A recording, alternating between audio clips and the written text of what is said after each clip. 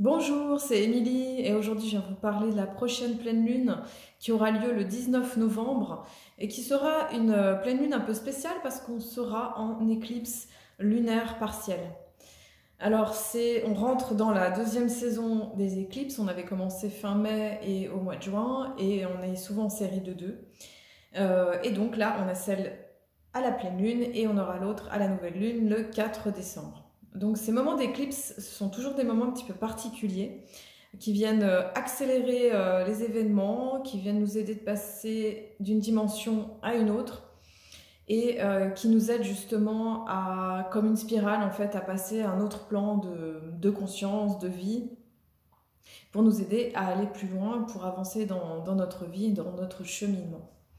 Alors ce qui se passe, c'est que souvent les éclipses, elles se produisent au moment où le Soleil et la Lune sont proches des nœuds lunaires, de l'axe lunaire de la tête du dragon, que du dragon, qui depuis le mois de mai 2020, et j'ai ma carte qui glisse, depuis mai 2020 se trouve dans le signe des Gémeaux et du Sagittaire. Et cet axe Gémeaux-Sagittaire est venu nous faire travailler sur cette dimension du local, de l'international, de s'adapter à cette situation qu'on a connue avec le Covid. Hein, c'est vraiment lié à cette période-là. Et là, ce qui se passe, c'est que l'axe des nœuds lunaires, il va changer le 4 janvier, hein, si je regarde mes notes là, 4 janvier, il va changer pour 18 mois et il va passer dans l'axe Taureau-Scorpion. Donc on va rentrer dans une nouvelle dynamique au niveau énergétique, mais aussi au niveau, je dirais, au niveau mondial, au niveau collectif. Hein. Vraiment, ça vient tous nous toucher d'une manière individuelle, mais aussi au niveau collectif. Et donc ce qui se produit là, donc, parce qu'on est à la fin de la période Scorpion, cette période Scorpion qui a commencé le 23 octobre, qui nous demande de faire une métamorphose, de faire vraiment un changement, qui nous fait descendre dans l'ombre, hein, ne serait-ce que par le fait de changer heure d'hiver, heure d'été, d'un coup il fait nuit plus tôt, on a cette fête en lien avec Halloween, Samhain, le 11 novembre, enfin je pense à toutes ces dates où on va honorer la mort, puis il y a ça y est, on passe dans cette phase obscure en fait de la Terre, hein. Les Celtes parlaient justement de la période lumineuse et de la période obscure, et là on est dans cette période-là qui nous encourage à descendre dans nos ombres, à aller transformer et transmuter. Donc c'est souvent une période des fois qui peut ne pas être évidente selon ce qu'on a à vivre. Ça peut faire remonter des émotions, hein, parce qu'on est dans un signe d'eau, le Scorpion. Eau, émotion, descend dans son marais intérieur, dans l'étang intérieur, puis aller voir ce qu'il y a dedans, aller mettre de la lumière dans les ombres, hein. Ça peut être les peurs, les angoisses, tout ce qui a encore besoin de se libérer, les dépendances, tout ce qui a besoin en fait d'être regardé et finalement aimé, intégré à l'intérieur de nous pour justement renaître après à la lumière quand la phase de la lumière va renaître. Et c'est souvent un moment qui nous demande d'abandonner, de lâcher prise, de mourir, d'aller dans la transformation. Hein. On a eu cette nouvelle lune le 4 novembre. Et du coup, c'est vrai qu'il y a cette tonalité de, voilà, on va descendre dedans, on va apprendre à mourir, à accepter des fois ce qui est pénible au niveau émotionnel, d'apprendre à être dans cette unité intérieure, d'accueillir finalement ce qui est. Alors, donc, ce qui se passe, c'est que à cette pleine lune, donc pleine lune, on est au moment où le soleil, là, il va se trouver en Scorpion, donc dans les derniers jours du Scorpion, et la lune va se trouver dans le signe opposé, donc le Taureau. Et comme soleil et lune se trouvent à 27 degrés, et l'axe des nœuds lunaires à 1 degré, donc du Gémeaux et du Sagittaire. Donc en fait, on a une conjonction, même si on est comment dire, même si le soleil et la lune ne se trouvent pas dans le Sagittaire ou dans le Gémeaux, on est proche justement au niveau des degrés, et ça donne justement cette tonalité qui va nous teinter pour cette année 2022, qui va être 2022, puis il y a une partie de 2023 quand même, hein.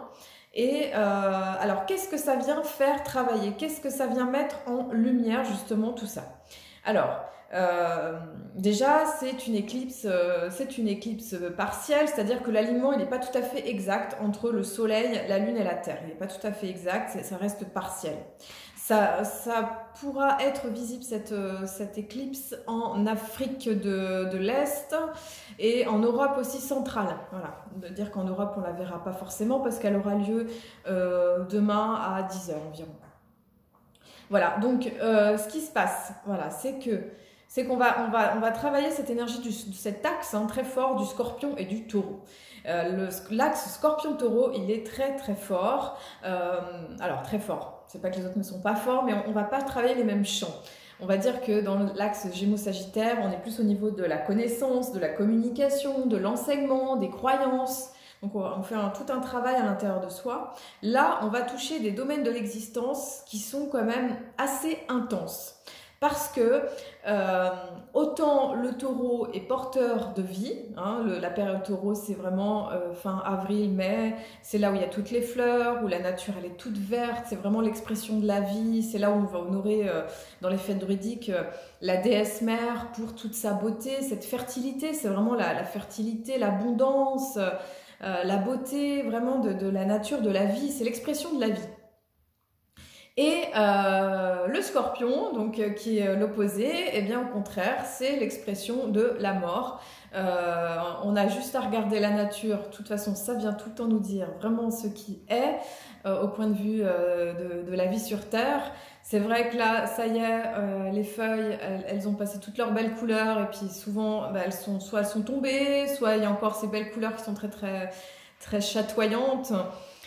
Mais voilà, on recherche le soleil, on dit que le soleil meurt à Chamain, et bien effectivement on voit moins le soleil, à moins qu'on soit dans une région proche du sud ou dans un pays où il fait très très chaud, mais le soleil souvent est caché sous les nuages, les jours se raccourcissent, donc il y a cette obligation, je dirais, cette nécessité d'aller chercher ce soleil à l'intérieur de soi, d'aller trouver cette expression d'amour, de rayonnement au-dedans et de plus attendre à l'extérieur. L'énergie se diminue et finalement elle s'amoindrit et du coup ça nous demande d'aller au-dedans. Alors le Scorpion, il représente cette force justement, cette force intérieure, parce que on peut plus disperser à l'extérieur avec cette énergie. Ça implique de faire un choix rationnel au niveau de l'énergie, d'être dans une forme d'instinct, ce qui est typique du Scorpion, d'être dans une forme d'instinct, de pulsion de vie, et du coup cette pulsion de vie, elle va demander de mourir. Elle va demander de lâcher prise avec ce qui n'est plus, avec ce qui nous convient plus, avec les anciennes formes peut-être de la dernière saison qui est passée ou même d'épisodes de vie. Le Scorpion nous invite justement à mourir pour renaître. C'est vraiment ce symbole du phénix qui, à partir des cendres, de ce qui va être consumé, il y a quelque chose qui va renaître. Donc cette période Scorpion, elle nous fait toucher vraiment très fort là, je pense cette pulsion de mort en fait. Comment on est en lien avec justement tout ce qui est mortifère, anxiogène, et surtout comment on apprend à mourir, ce qui est difficile dans nos sociétés occidentales où on est beaucoup dans un attachement matériel, de consommation. C'est un petit peu ce qui est à l'ordre du jour, c'est ce qu'on essaie un petit peu de nous vendre à toutes les sauces. Et justement, c'est l'encouragement à mourir à ce qui n'est plus sous toutes ses formes jusqu'à la mort physique.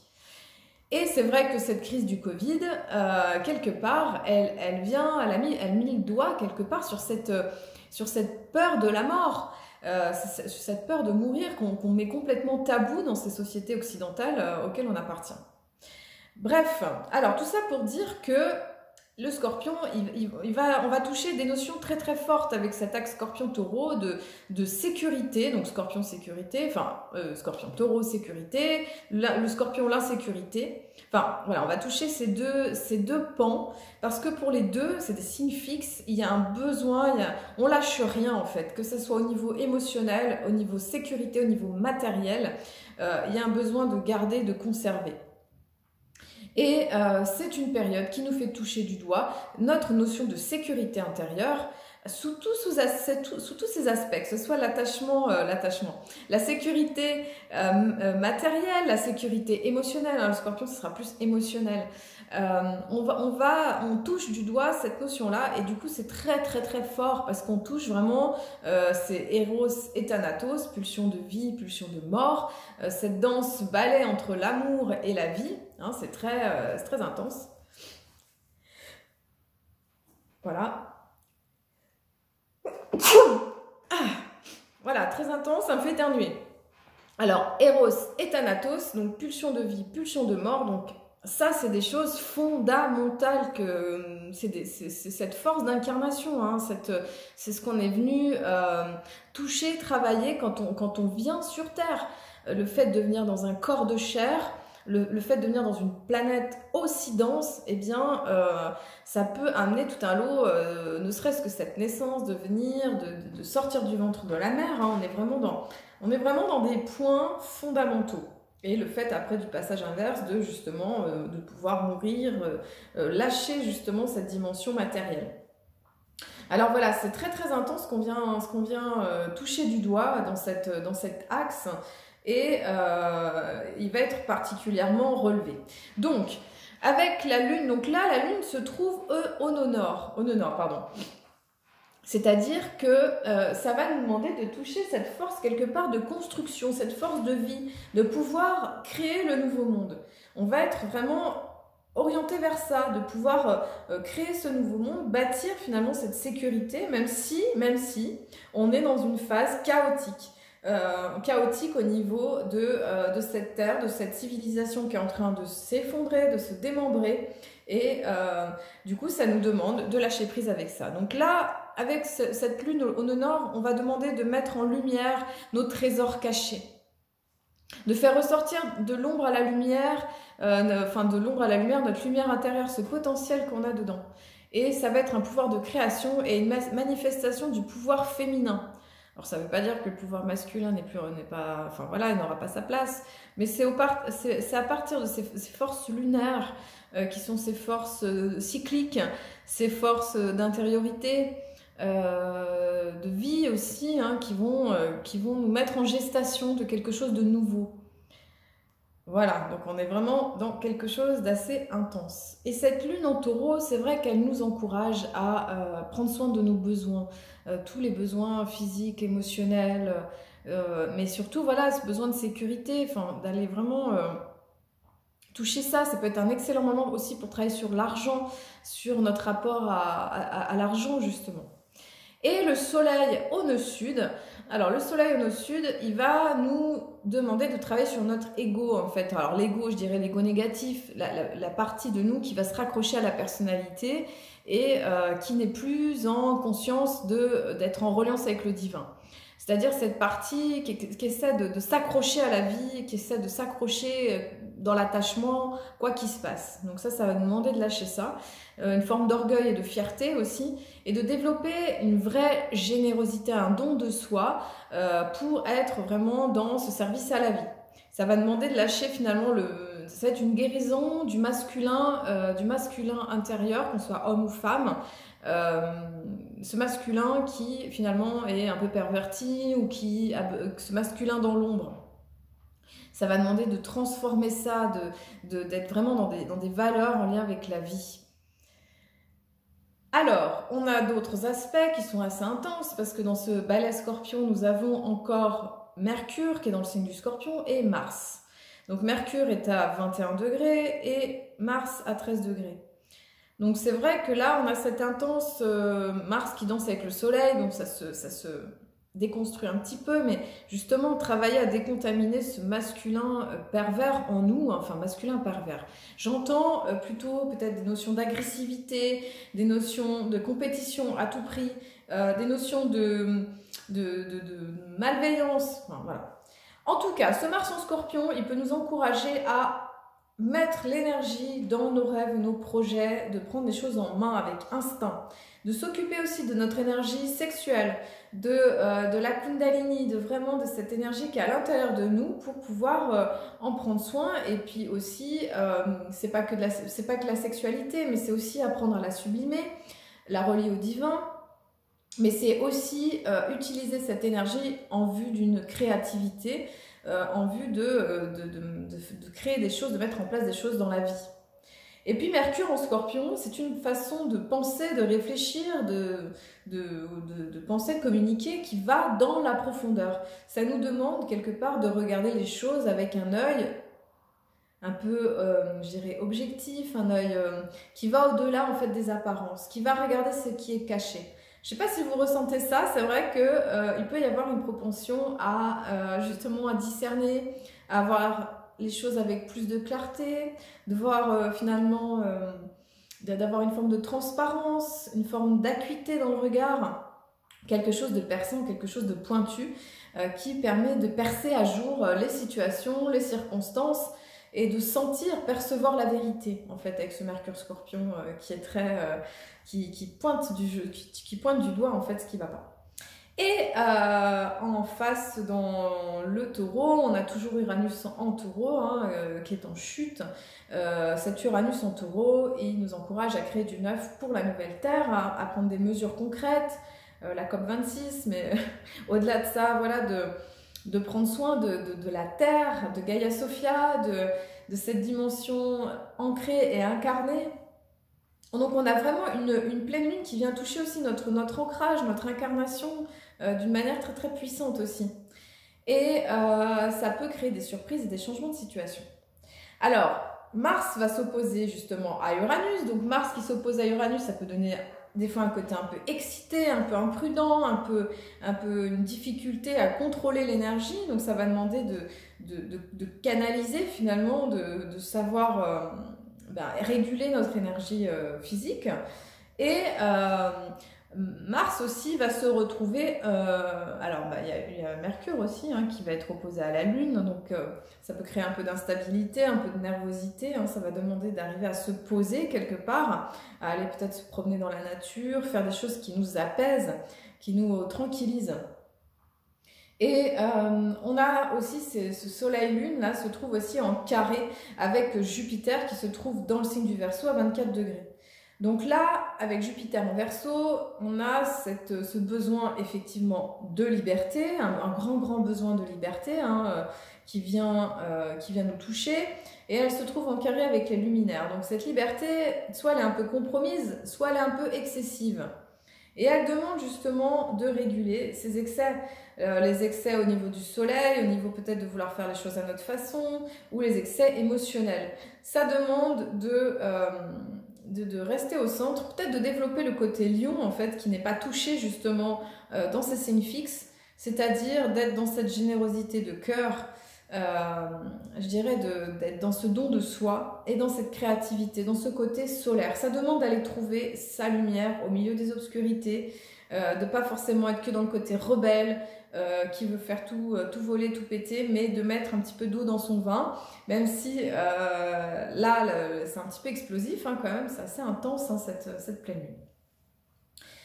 Et alors, on a Neptune, toujours dans le signe des poissons, qui va soutenir le Soleil, Mercure et Mars, et qui va amener un vent de douceur, qui va amener comme les guides, en fait, Neptune c'est les guides, c'est cette énergie divine qui descend, là, qui vient nous soutenir pour amener cette transformation, cette transmutation, pour amener des nouvelles idées, nous inspirer, pour inviter à avoir une action qui soit en lien avec un idéal.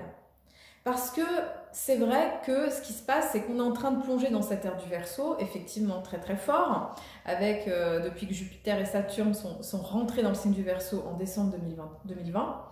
Et eh bien, il y a cette notion justement d'entrer dans cette ère du Verseau, et cette entrée dans l'ère du Verseau, elle demande de lâcher des choses en fait, elle demande de transformer des aspects de nous aussi, déjà ça se passe à l'intérieur de nous, de transmuter, d'alchimiser ce qui n'a plus lieu d'être, ce qui est périmé, ce qui ne correspond plus à cette nouvelle fréquence et nouvelle vibration. Parce qu'on entre quand même dans une ère qui dure plus de 2000 ans. En fait, on ne se rend pas compte, mais c'est énorme en fait. C'est un passage qui est très très grand.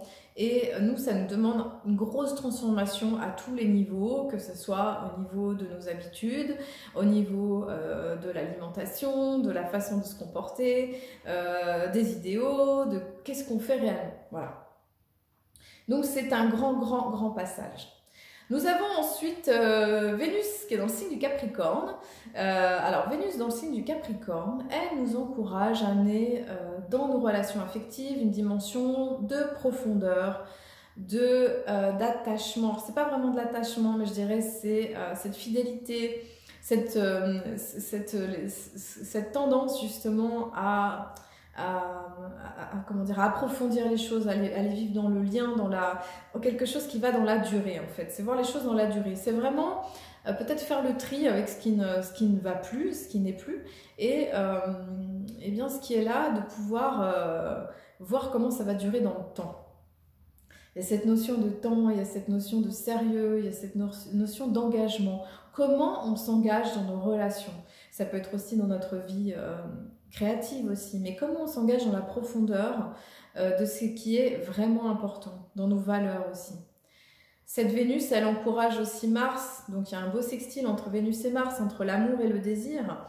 Et cette Vénus, elle est aussi en bel aspect avec la Lune et Uranus. Donc il y a une idée aussi de surprise, de nouveauté, d'écouter les valeurs féminines aussi, de construire des choses dans le durable et dans ce qui est important pour nous. Alors, et Saturne aussi nous fait Saturne qui est toujours dans le signe du Verseau, fait un aspect, donc fait un carré avec Mars. Donc ça peut donner aussi ce déséquilibre et une action qui peut faire qu'il y a beaucoup de contrôle de soi, et ça va demander de l'adaptation et de la souplesse. Alors ça demande de ne pas partir dans tous les sens, mais ça demande aussi de temporiser, pas être dans une forme de rigidité mentale, une rigidité dans nos actions, de pouvoir amener de la souplesse en fait. Donc il y a cette force qui cherche à ce que les choses elles avancent comme ça, et en même temps il y a une autre force qui tend un petit peu à contrôler pour pas partir dans tous les sens, pour justement canaliser, concentrer l'énergie. C'est ce qui sera le mieux à faire pour cette période d'éclipse. Voilà. Sinon j'avais tiré la carte des maîtres ascensionnés, donc c'est Ina qui est sortie, et en plus avec la belle pleine lune. Ina qui est une déesse polynésienne, Hawaï, qui encourage justement à vivre notre liberté intérieure, qui nous demande justement de nous libérer des contraintes qu'on peut se mettre, de pouvoir lâcher ce qui ne convient plus et d'oser exister de la manière qui nous convient et qui nous permet d'exprimer l'être véritable que nous sommes. Et dans le calendrier Maya galactique, je vais y arriver, nous sommes passés à la 5e lune, qui est celle du Pan, la lune harmonique du Pan. Donc, c'est vraiment cette lune qui fait rayonner l'énergie, qui fait comme le Pan, qui fait la roue. C'est un animal qui est très fier, qui nous invite à